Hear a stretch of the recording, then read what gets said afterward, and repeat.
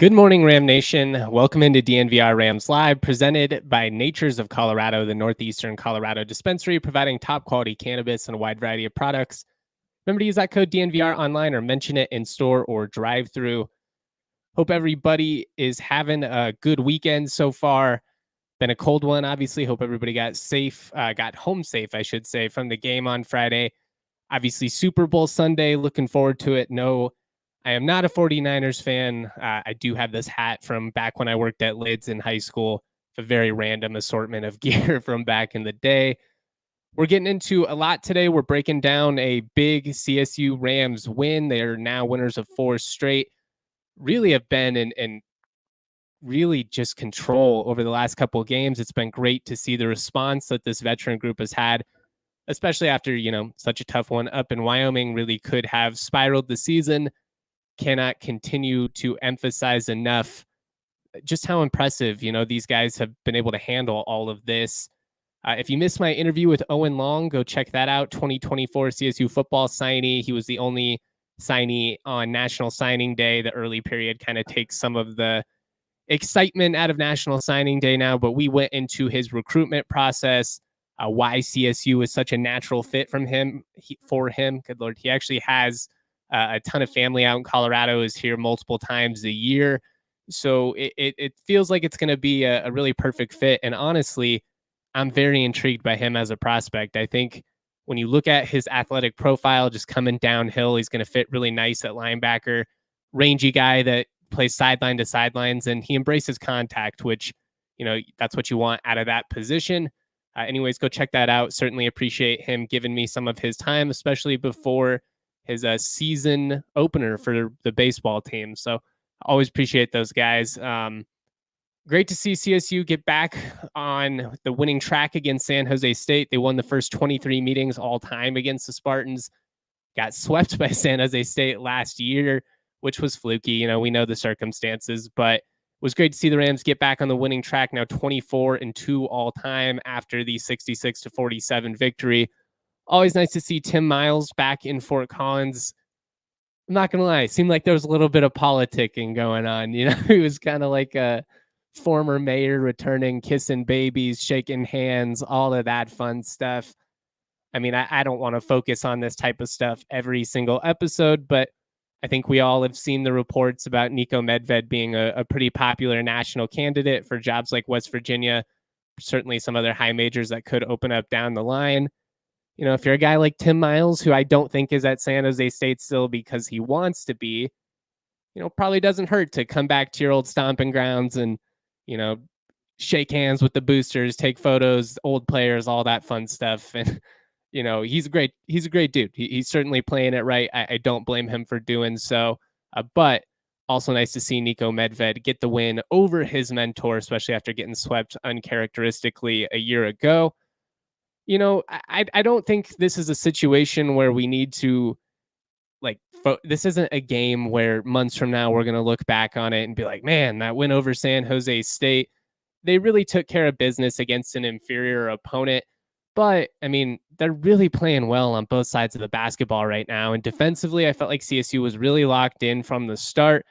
There was a stretch in that second half where things got a little bit bumpy. Credit Tim Miles for adjusting throughout a 1-3-1 zone. Caused CSU to have some turnovers, a couple of ugly possessions there. They're a frisky team with a couple of veterans that are really good.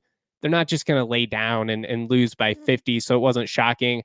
What I thought was really encouraging was even when, the Rams had kind of a rougher stretch there, they never let the game get out of control. They were always up by double digits. The closest San Jose State got was within 10. And then, over the final 7 minutes, they really closed the clamps on them, only allowed one field goal over the final 7 minutes. Great way to close out what was just a really solid home victory. Now extends CSU's winning streak to 4 games. They've led for 148 minutes, 29 seconds of a possible 160 minutes over the last 4. They've trailed for all of 4:16, and the most they have gone down by is 2 points. This team is really playing some of its best ball at the most important part of the season, or at least of the regular season here. Obviously, the postseason is what we're all aiming for. It doesn't get any easier from here. And, kind of after we dive into some takeaways and all that, We will lay out what does a potential path to the Mountain West title look like for this team. If you ask the staff, if you ask the players, they're taking things one game at a time, which is the approach you have to have, especially with the chaos right now. I mean, UNLV goes into the pit and takes down New Mexico last night. We've now seen a couple of the teams in the top 6 have slip ups at home of late. That could be a huge deciding factor in this conference race. Can anybody simply go undefeated at home and steal a couple on the road? That might actually be enough to get it done in this crazy league. I think it was a San Diego State fan tweet, "This is what we've always wanted, to be a big time college basketball league, and it's really exciting and also entirely brutal." And I thought that was really well put, because this is what it is. It's a gauntlet. This conference is really gonna grind you up and spit you out, but who can survive with the least wounds, especially on their home resume? That might actually be enough to get it done. Feels very similar to like a Big 12 or an ACC, where road wins they don't come easy. And frankly, I think road wins come even tougher in the Mountain West than the ACC, especially this year, especially also when you factor in the unique travel situations. You go to some pretty tough places like Cameron Indoor. North Carolina is obviously one of the great venues in the ACC, but they don't have to deal with, going to Reno and Laramie and the Pit and Viejas and just some wonky places, even if it's not necessarily like a top 10 team, always just a tough spot to go. Anyways, got way sidetracked there. I'm going to get into the takeaways from this win over San Jose State real quick. I do want to shout out our friends over at Circle K. Guys, Circle K makes everything in life more convenient. They've got killer deals. The membership is free to sign up for. It's easy to download. Your first 5 fill-ups are going to get you 25 cents off per gallon, not just 25 cents off total per gallon on your first 5 fill-ups if you sign up. You're also going to get 5 Polar Pops for free. So you're pretty much losing money if you're not filling up, if you're not getting soda over at Circle K. Sign up at circlek.com/innercircle for more information. Get a free any size Polar Pop from Colorado Circle K's by texting DNVR to 31310. That's DNVR to 31310. Message and data rates may apply. Periodic recurring messages per month. Terms and conditions can be viewed at circlek.com. I also want to shout out Natures of Colorado. They are our presenting sponsor. They are the premier dispensary in northeastern Colorado. If you are out there, they are the dispo for you. Order online at naturesofcolorado.com. Also, naturescolorado.com, excuse me. What is great, though, is you can pick up conveniently with a drive-through. You don't even have to get out of your car. I mean, that's living life the right way. They've got 4 locations, convenient in Log Lane Village, Garden City, Sedgwick, and Milliken. Some of their deals include a $99 ounce every day. If you use the code DNVR, though, you can get a full ounce of any shelf for $85. Exquisite extracts are also 2-gram buckets for $15. Remember to use that code DNVR online or mention DNVR in stores. Love it. Love Natures of Colorado. Love all of you. If you wouldn't mind giving us a thumbs up on YouTube, I certainly would appreciate it. Shout out to anybody in the comment section as well. Diving into some of the numbers here. 24 assists on 25 made field goals is pretty bonkers. It makes sense, though. I mean, when this team is sharing the ball, and I think the way Nico Medved likes to phrase it is giving the ball life, and that basically just means passing and passing with purpose and playing inside out and cutting and doing all the small things right. When you're doing that and so many guys are able to contribute, it just becomes really overwhelming for a defensive assignment purposes. And this team, they're 10-0 when they record 20 or more assists. So it's certainly a winning recipe for the Rams. I love the way that they have attacked of late. I think the shot selection has been tremendous. They're not quite as reliant on the 3 as some of the other teams in the league. They've really done a good job of getting to the paint, which has been huge because it opens up the spacing and it gets you some opportunities that are going to be open in the corner. We've seen guys like Joel Scott, Josiah Strong take advantage of some opportunities where guys drive and pop it back out. But on top of that, you're getting to the free throw line more, which is really big. They've averaged 15 free throw attempts per game over the last 4. If you remember back to the Utah State and Boise State losses, I think they only had 9 and 10 free throw attempts in those games, respectively. It's just been a major factor, and it's a lot of little things that CSU is just doing better than what they were doing when they were struggling. And obviously, a lot of little things eventually add up. They were plus 16 in the paint, which was awesome. The 2-point offense has been really big. They were 70% in the win over Boise State. They were 55% or 56% from 2-point range in this one. Obviously not quite as good as Boise, but really solid, especially when you hold your opponent to 35% from 2-point and only 19% from 3-point range. San Jose State, they really live and die by the three. They have no qualms about jacking it up, and they hit a couple of tough shots in this one. I mean, Cardenas is nice. If you're a frequent listener of the pod, you know that he's a guy that I enjoy watching quite a bit. Trey Anderson is another guy, a veteran that's been there a while. I think he's their all-time leading 3-point shooter.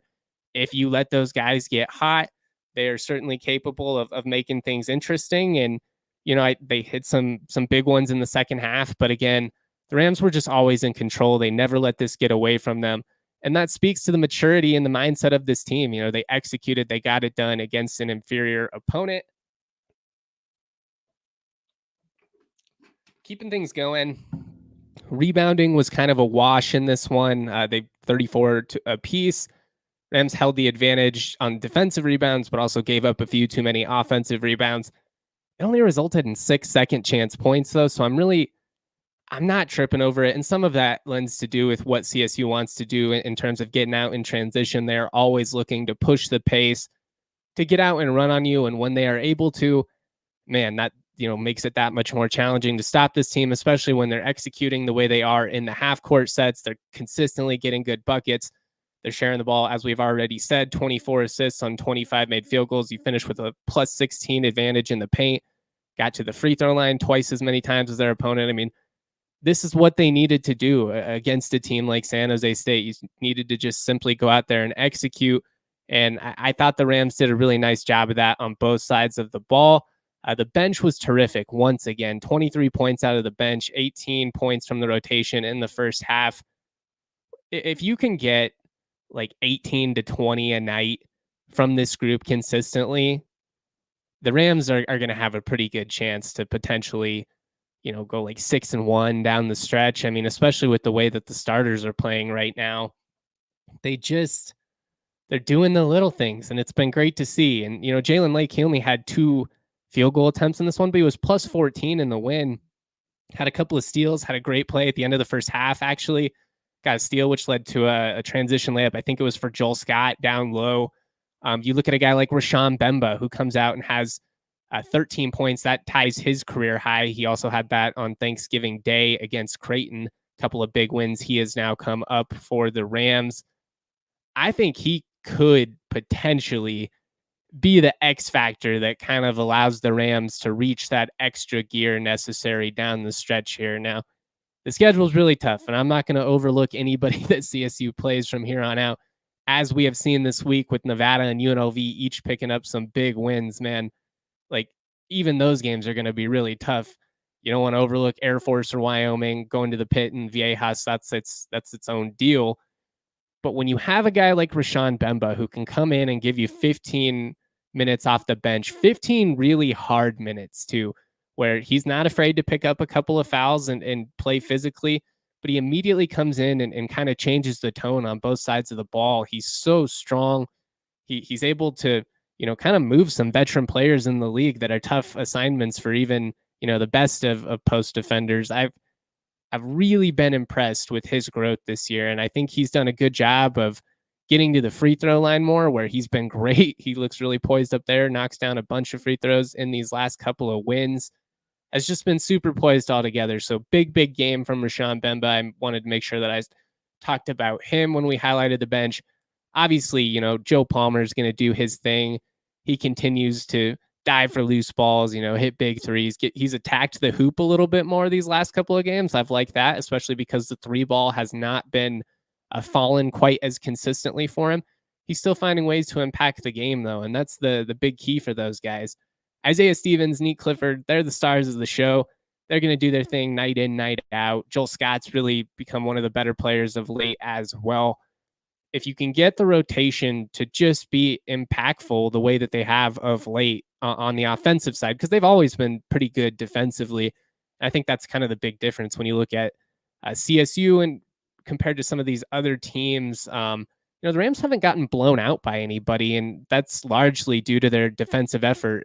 Even in, some of the tougher games like Nevada, where they scored a lot of points on you, I didn't think the defense was bad. They were, really making things tough. But Blackshear and Lucas, they had a great game, and that's what is the winning recipe for them. I mean, in all their big games, those guys hit some big shots. But if you keep defending the way you are, I think the Rams are up to 60th in defensive efficiency on Ken Palm. When you're also at, top 25, top 30 offense, that's going to help you win a lot of games. This team is just really locked in, and I think they have a level defensively 1-5 that even that team of 2 years ago just didn't have. Obviously, Roddy was a beast, and I just had so much fun watching him. Could you imagine watching him and Nique Clifford together? I think about that all the time. If Nique had signed with CSU instead of going to CU for the first couple of years, man, that could have been something special a couple years ago. Certainly thankful that he's here now, though. He posts a double-double on his 22nd birthday, goes for 11 points, 11 rebounds, 22 on his 22nd birthday. Feels fitting. I guess that would be a better way to say it. I'm tired, guys. It's been a long week.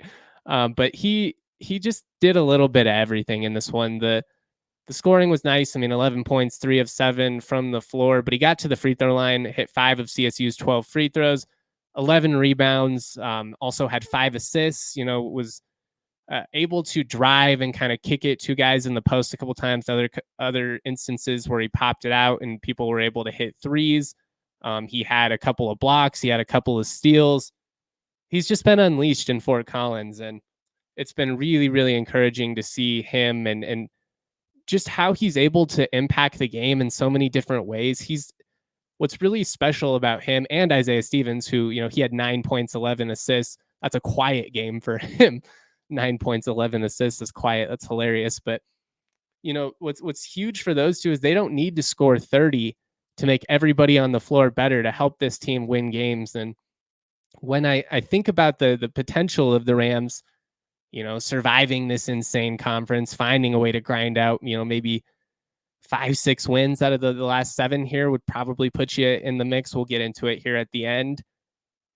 What I like about this team is they aren't, like Boise, they need Degenhart to be the dude. Like if him or Rice don't go for 30, they don't have a chance. Nevada, they're pretty much dependent on Lucas and Blackshear going prime Kobe to win, but they have gotten Davidson involved of late, so that kind of helps as well. New Mexico is really deep, but they are dependent on their stars as well.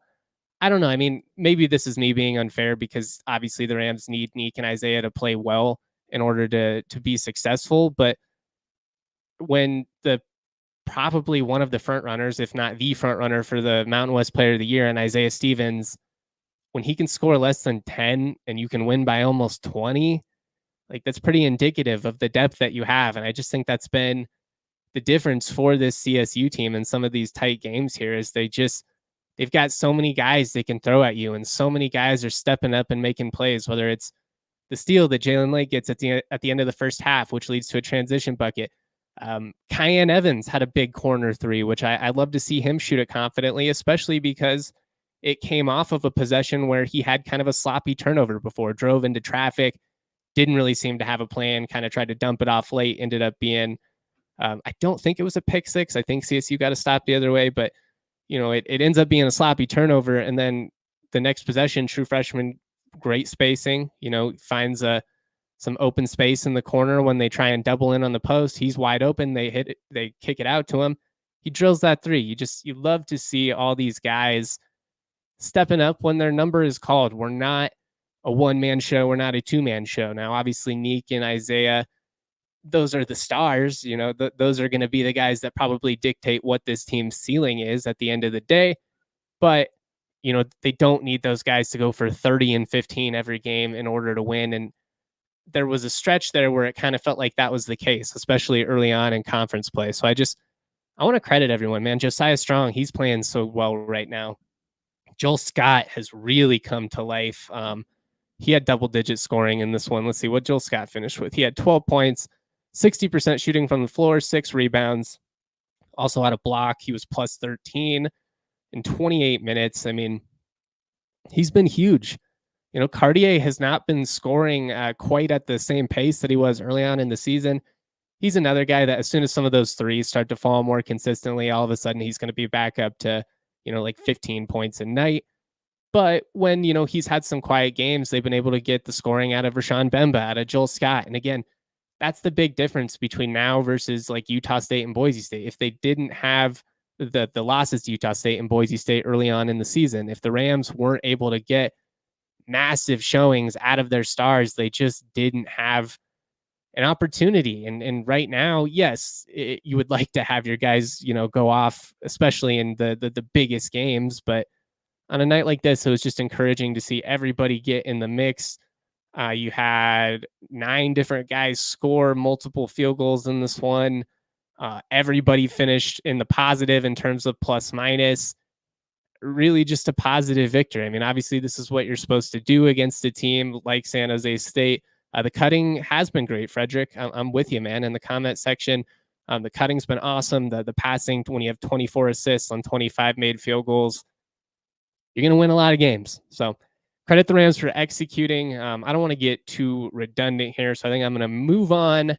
We're going to get into just kind of what the final path to a potential championship could look like for this team. It's going to be really challenging, but hey, if you want to win, you're going to have to get it done. Shout out to Breck Brew. Breck Brew is a beer for any occasion. No better way to watch a game than having an ice cold Breck Brew in hand. I certainly will have a few later on when I'm locked into the Super Bowl. Try out some of my favorites. I'm a big Avalanche Amber Ale guy, Mountain Beach Sour. Want a little bit of taste of summer in the winter. You can't go wrong with a little seltzer action. Check out the Breck Beer locator at breckbrew.com to find a brew near you. I also want to shout out Fubo. Fubo is awesome. It's the best way to watch Colorado sports for the lowest price. 140 plus live channels, sports shows, movies, and news. You can stream live TV from any device. No contract, no cable, no hassle. Just sign up and start watching. You get 1,000 hours of cloud DVR included at no extra charge. That's great. It's the best way to get CBS Sports Network, FS1, FS2. You can add things like the NFL Network if you would like to. Check out all the college ball action and NFL with Fubo. Go to www.fubotv.com/DNVR. That's www.fubotv.com/DNVR. Sign up for 15% off your first month of Fubo Pro. All right, bear with me.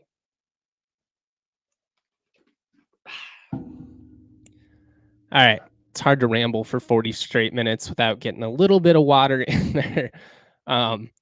The Rams are in a really good spot, guys. They're currently in second place in the Mountain West based on tiebreakers. You're 1 game behind Utah State. Now, obviously, you're in a spot where you can kind of control your own destiny here. Now, you do need some other things to work out your way, but the nice thing, you're 1 game behind Utah State. You play Utah State at home. You have a chance to even that up.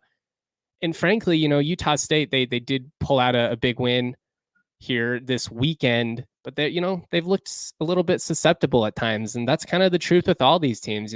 As daunting as it is going to the Pit, as daunting as it is going to Viejas, you've seen both of those teams lose at home. Now, in the last 10 days, it doesn't feel quite as overwhelming.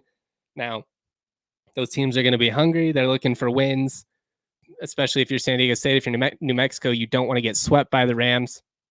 You can steal one of those, you're in a really good spot, especially if you take care of business at home. Now, the tricky part is you still got to go to Vegas, and UNLV, they frustrate the hell out of me because they'll lose by 15 at home to Southern, they'll lose by 30 at home to Air Force, but they'll beat Creighton, who is a top 10 team. They'll beat New Mexico in the Pit. They'll beat Boise on the road. I've said it multiple times. They are going to be a team that probably costs one of these top 6 teams a bid. I think it'll be a 5-bid Mountain West, just because I think it's going to be so hard to avoid slip-ups in this situation. Even if you take care of business against everyone in the top 6, these games against UNLV, against the Wyomings of the world, they're no gimmies, and it's just a tough spot. Now, the benefit if you're CSU, and I would say San Diego State kind of has the same angle here.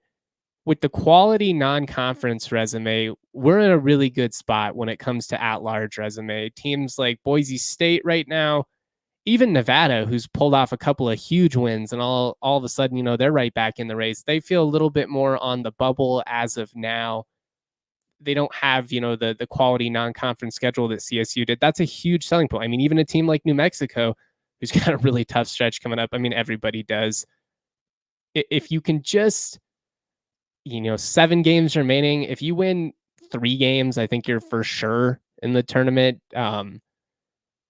Even like 2, like if one of those was a quad 1 win, you'd still have a pretty good chance. Now, we're aiming much higher than that, and I think to have a realistic opportunity to win the league, 6-1 would pretty much, I would think, guarantee you a shot to at least split the title, probably even win outright. 5-2, you might have an opportunity, especially with the way that the teams are beating up on each other right now. Again, some of that would be dependent on, who are those wins over, more importantly, who are the losses to. If you get swept by Utah State or something like that, who's already a game up on you, obviously that's going to put you in a really tough spot. The big key is you got to win your home games. I mean, we've seen, Boise State slip up at home in league play. We've seen San Diego State and New Mexico now slip up at home in league play. The Rams, they've had some tough spots here, but if you can take care of business at home, steal 1 or 2 on the road, I think that's enough to win the league. I really do. Now, these next 4 games are going to be a major factor in whether you're able to do so. That's just the reality. You've got game at San Diego State, game at New Mexico, you've got Utah State at home, and you've got UNLV on the road. And then after that, you get Nevada at home, who's as hot as anybody. And then, for good measure, we'll close with a couple of regional rivals. And you need to win both of those games against Wyoming and Air Force. You got to take care of business against the lower competition. That's obvious. Man, I really think, though, 5-2, 6-1 gives you a pretty good shot here, especially with the way that these other teams are going to beat up on each other. I mean, I'm not going to go through every single one of the top 6 remaining schedule, but I encourage you to look it up because of the teams, like, yes, this next 4 are rough for CSU, but then you kind of get to close. And with Nevada being hot, maybe I don't feel quite as confident in this take as I did, yesterday or the day before. But, closing against Nevada, Air Force, and Wyoming, it's not the worst situation in the world. There's no easy games in this league, but I'd rather be closing against them, especially if you can, like go 3-1 over this stretch here. I'd way rather close against them than be like, oh shit, well, that was fun. Way to pull out these big wins, but now we still have to go to Albuquerque, or now we still have to go to, Viejas. I don't hate the way that the schedule ends for the Rams, but these next 4 or 5, it's going to be brutal. And fortunately, you're in a great spot as far as your at-large resume goes. But man, I want to see this team win the league because they're good enough to. And honestly, when I think about the consistency from night to night, I really like the build of this Rams roster compared to some of the other teams in the league. I don't want to get too carried away here. I know it's a win over San Jose State, and very realistically lose by like double digits against San Diego State on Tuesday night. But that game feels winnable. It really does feel more winnable than it did, a couple of weeks ago. And that's not meant as a dig at the Aztecs. The league still runs through Viejas until proven otherwise. I just mean they don't feel quite as overwhelming defensively as they have in years past. And we've now seen CSU execute pretty well against Boise and San Diego State, albeit at home. You've proven, though, that you can score against a physical team with good size in the post like that. The shot making, though, I just wonder if they'll have enough of it down the stretch to really be the type of team that I thought they would be this season. I know they lost some key pieces. I know a guy like Jaden Ledee is certainly capable of getting hot in a hurry and completely taking over, but I don't know. They don't feel quite as daunting as they did a couple of weeks back. And I just want to see this Rams team go in there and really show something. Like, I don't even think you necessarily have to win to keep the vibes rolling and have it feel good. Now, if you can win in Viejas, you're feeling great. 5-game winning streak, all of a sudden anything feels possible at that point, especially with a big home game against Utah State coming up afterwards. More than anything, I just want to see this team end on a generally positive note, because I want to see the end of the regular season of Isaiah Stevens' career be, something we look back on fondly, and not a situation where it's like, damn, that was such a fun year. It was awesome. They made the tournament, but they closed kind of poorly and, didn't quite live up to expectations. Anything's still on the table right now. I mean, if you win 5-6 games here, you're going to be firmly in the top 20. I think you have a chance of being like a 6 seed or higher for sure. That'd be great. I mean, all of that would be really encouraging, and all of that gives you a better chance to have success in the tournament. We know how it works. As fun as it is to be a single digit seed, if you are an 8-9 seed, even when you win, you get blessed with playing the 1 seed. So, the Rams, I'm with Frederick. They've been in every single game they have played this season, outside of Wyoming, which is really the only bad loss that they have. And it's just due to circumstance, not even because the opponent is awful. I think that's going to be a Q2 game, or at worst Q3 when it's all said and done. This team, they're battle tested. They're playing their best ball at the right moment. But this next test, that's where you kind of validate it, right? Like we've seen this team respond in the right way over these last couple of weeks. They've done everything you could ask for and then some. I mean, they've led for 148 minutes of a possible 160. Haven't gone down by more than 2. Can't ask for much more than that, especially given, the quality opponents that some of these are. You go out on the road.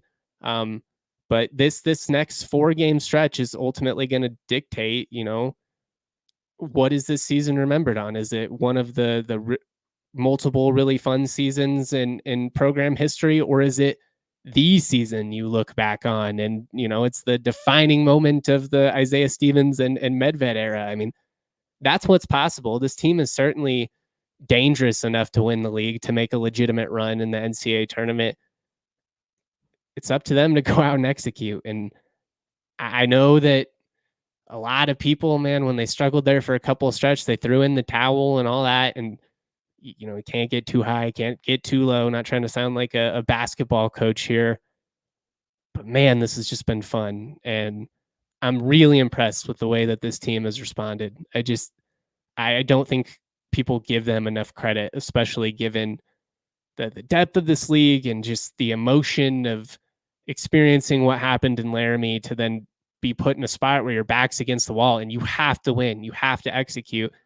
And they have in a major way. So I'm really impressed. Another great game from the starters. The bench is stepping up. You love to see what they're doing offensively when it comes to execution. But I think the biggest thing is this team has just been locked in defensively. When you hold a team like San Jose State for scoreless for 7 straight minutes, man, that's really encouraging. Now, obviously, they're not like the cream of the crop or anything like that, but 7 straight minutes against a D1 opponent. And it allowed CSU to go from being down 1 to up 12. And then in the second half, you do it again. You hold them for 7 minutes with 1 field goal, so not quite the same, but really, really solid execution when the Rams needed it. Hopefully they can continue it as this season goes on. I think 5 to 6 wins gives you an opportunity to win the Mountain West. I think 6 is pretty much conclusion if you can pull that out. Now that's really asking something of this team. But why not? Why not believe? They've got the guys, they've got the staff, and they're playing really great team basketball right now. So I'm going to get going. That's all I've got. Shout out to everybody in the comment section. If you have anything you'd like me to respond to before we get out of here, send it our way. I hope everybody has a nice time this afternoon watching the Super Bowl. Obviously pulling for the Niners. Just not a Chiefs guy. Just can't do it. All right. Always proud to be. Much love, y'all. Have a great Sunday. Peace.